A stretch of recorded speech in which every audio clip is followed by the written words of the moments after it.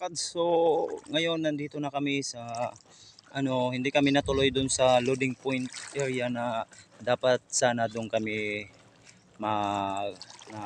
ka-reserve, hindi natuloy, so dito na lang sa area na to.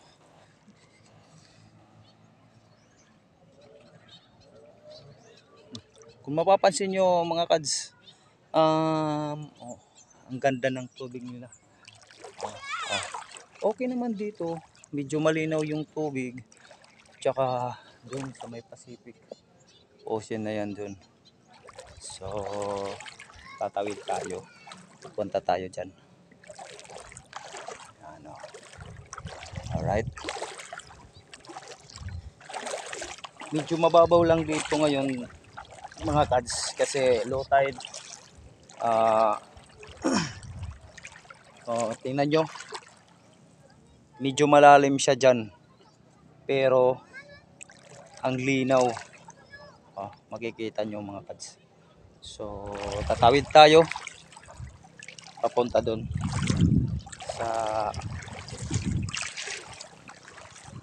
parang isla din to mga kads.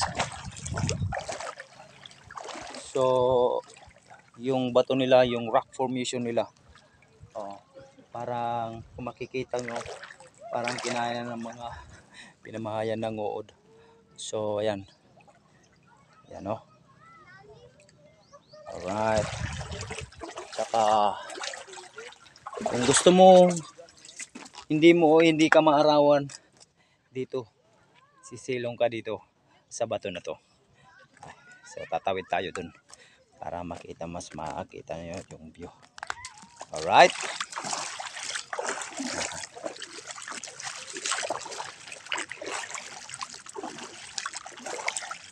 okay din dito yung place nila, yung location na to. Gandang paliguan, safe sa mga bata. Kung mayroon ka mga kasamang bata dito, safe. Kasi hindi malalim, mababaw lang. Dito tayo na. Alright, okay. So alright, nandito na tayo. Pwede naman natin ikutin dito ang na to, yung island na to. Pwede natin ikutin para makita nyo yung paligid niya. Maliit lang siya kukumpara mo sa ibang mga island. Ito maliit lang siya mga guys. Makikita nyo, ayan o.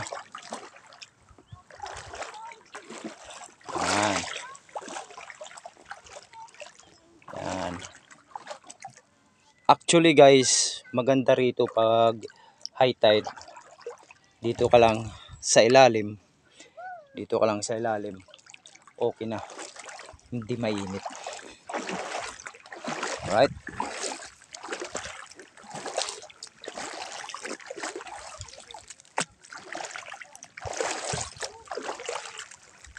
alright, dito banda guys medyo malalim mo.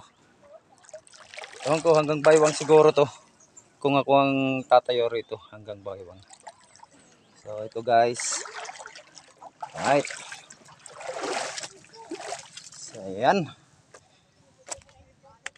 ikot natin.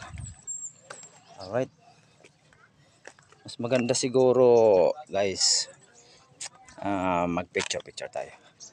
Alright.